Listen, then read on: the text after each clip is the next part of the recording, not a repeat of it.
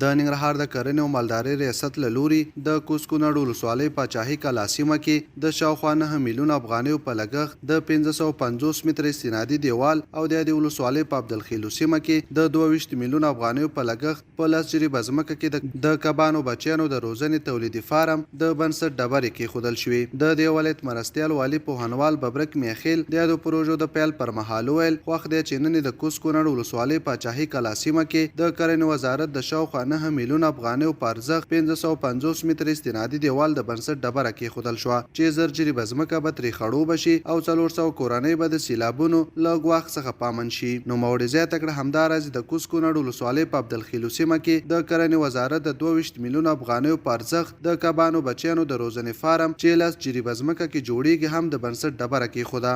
خوشبختانه چې موږ نن د دوو افتتاحګانو یا پرانستو شاهدان یو چې لومړی پرانسته زموږ په خیوي په پاچاهي کلا کې د استنادي دیوال پرانسته وه چې شاوخوا 5.5 متره دغه استنادي دیوال اوږد دی چې د نږدې 9 میلیونو افغانیو په لګښت باندې د زراعت وزارت پروژه ده چې دا به جوړیږي په خیر سره. همدارنګه د دې استنادي دیوال په جوړېدو سره به شاوخوا 1000 جریبه ځمکه د سیلاب او د باران د خطر نه وژغورل شي. همدارنګه تر 400 زیاتې کورنۍ به د دغې ځمکې نه او د دې استنادي دیوال نه برخمنې شي. همدارنګه دویمه پروژه زموږ د مایانو د هچري یا د دې د بچوړو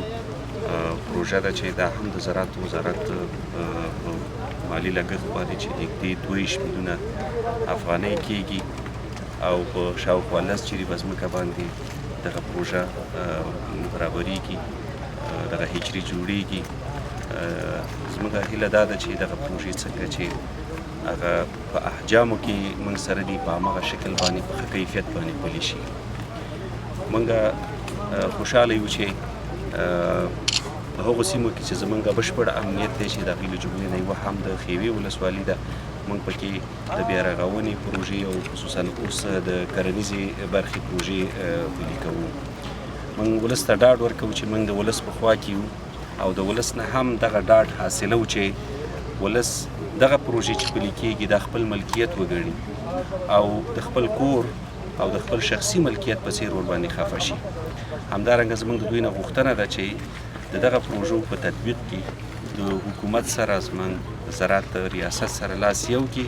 او په ښه کیفیت باندې دا پروژې پلي شي. د ننګرهار د کرنې او مالدارۍ رئیس انعام الله صافي ویل د استنادي دیوال په جوړېدو سره به په سیمه کې د ځمکو په ساتلو کې د پام وړ تغییر رامنځته شي چې هم به ورسره سین مهار چې د حاصلاتو په زیاتوالي کې به د پام وړ مثبت ثابت شي. هغه د کبانو بچیانو د روزنې فارم پروژې په اړه وویل هغه فارم لرونکي چې د کبانو کاروبار کوي له دې فارم څخه به ورته روزل شوي د کبانو بچي ورکول کیږي ترڅو ورڅخه ګټه واخلي. یو هم استنادي دیوال و په پاچاهي کلا کې تاسو پوهیږئ چې د بډایلۍ خوړ نه زموږ زارعین دهقانان زموږ ستاسې ورونه ډېر زیات متضرر دي او یوازې دا نه چې نن د 8 میلیونه افغانو څه د پاسه لګښت باندې دغه 5.5 متره دیوال تکافو کوي بلکې موږ به دې ته تداوم ورکوو او دغه ټول خوړ به مهارو تر دې چې دغه دواړو خواو ته کمې کرنیزې ځمکې دي دا وژغورل شي ځکه کوزکونړ ولسوالي د کرنې دپاره یو اساسي بانک دی ځکه زموږ ټول سبزیجات او هغه لوړ ارزښت لرونکي میوهجات همدلته تولیدیږي. د دې نه بر علاوه تاسې ګورئ چې د عبدالخیلو په سیمه کې موږ د مایانو یا د کبانو د روزنې یو لوی کمپلکس ډبره کیښودله چې عمومي بودیجه په حدود د 22 میلیونه افغانو کې ده او دا د کرنې د وزارت بودیجه ده. یو ښه زیری دا دی چې دغه زنځیري ارزښت چې د کبانو غوښه ده په دې کې کاملا موږ په وارداتو باندې تکیه یو نو د کرنې د وزارت او د ولایت د مقام هوډ او اراده دا ده چې دغه واردات کم شي او موږ په کور دننه په دغه پروټینو یا د کبانو په غوښه باندې حتی خودکفایي ته ورسي. د کوزکونړ ولسوال محمد اکبر د پروژو د چارو په پیل کېدو خوښي وښوده او د سیمې د اوسېدونکو په استازیتوب یې ډاډ ورکړ چې په تطبیق کې به یې بشپړه همکاري وکړي. تاسې موږ ته نن دغه دوه هغه قیمتي پروژې